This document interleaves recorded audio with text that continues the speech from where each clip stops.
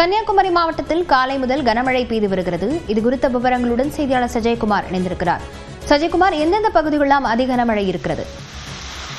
லாவண்யா, தமிழகத்தில் கன்னியாகுமரி மாவட்டம் உட்பட 9 மாவட்டங்களில் கனமழை பெய்யும் என வானிலை மையம் அறிவித்திருந்த நிலையில் கன்னியாகுமரி மாவட்டத்தை பொறுத்தவரையிலும் கடந்த ஓரிரு தினங்கள் மழை சற்று குறைந்திருந்த நிலையில் நேற்று முதல் மாவட்டத்தில் பரவலாக மழை பெய்து வருகிறது. இந்நிலையில் இன்று அதிகாலை முதல் கன்னியாகுமரி மாவட்டம் அருமனை, குலசேகரம், பேச்சிப்பாறை உட்பட மலையோர பகுதிகளிலும் அதே போல களிக்காவளை, மார்த்தாண்டம், குழித்துறை, தக்கலை போன்ற பகுதிகளிலும் தற்போது கனமழையானது கொட்டி தீர்த்து வருகிறது.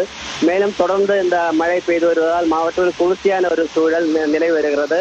அணைகளின் நீர்மட்டமும் மளமளவென உயர்ந்து வருகிறது. குறிப்பாக 48 அடி அணையானது தற்போது 45 அடியை நெருங்கி வருகிறது. இதனால் அணைகள் நீர்நிலைகள் எல்லாம் நீர் நிரம்பி வருவதால் விவசாயிகளும் மகிழ்ச்சி அடைந்துள்ளது. அதே போல பூர்த்தியான ஒரு சூழலும் மாவட்டத்தில் நிலவி வருகிறது. லாவண்யா,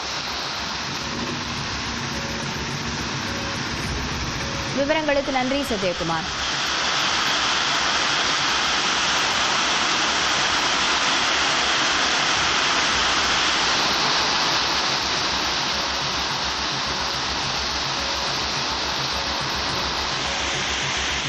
தேனி மாவட்டம் மேகமலை வனப்பகுதிகளில் பெய்து வரும் கனமழையால் சுருளி அருவியில் வெள்ளப்பெருக்கு ஏற்பட்டுள்ள நிலையில் சுற்றுலாப் பயணிகள் குளிக்க தடை விதிக்கப்பட்டிருக்கிறது. இதுகுறித்த விவரங்களுடன் செய்தியாளர் பழனிக்குமார் இணைந்திருக்கிறார். பழனிக்குமார், அங்கு எந்தெந்த பகுதிகளில் மழை பெய்து வருகிறது? தடை எத்தனை நாட்கள் தொடரும்னு சொல்லப்படுது?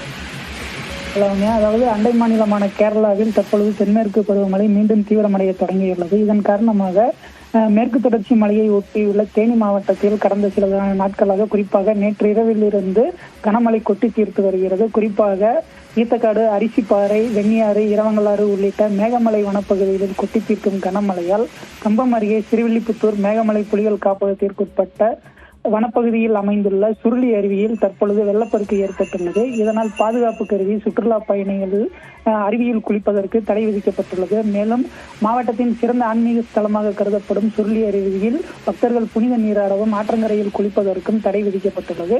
நீர்பிடிப்பு பகுதிகளில் மழை அளவு குறைந்து அருவியில் நீர்வரத்து சீரான பின்னரே சுற்றுலா பயணிகள் மற்றும் பக்தர்கள் பொதுமக்களுக்கு அருவியில் குளிப்பதற்கு அனுமதி வழங்கப்படும் என கம்பம் கிழக்கு வனத்துறையினர் அறிவித்துள்ளனர். அவங்க விவரங்களுக்கு நன்றி பழனிக்குமார்.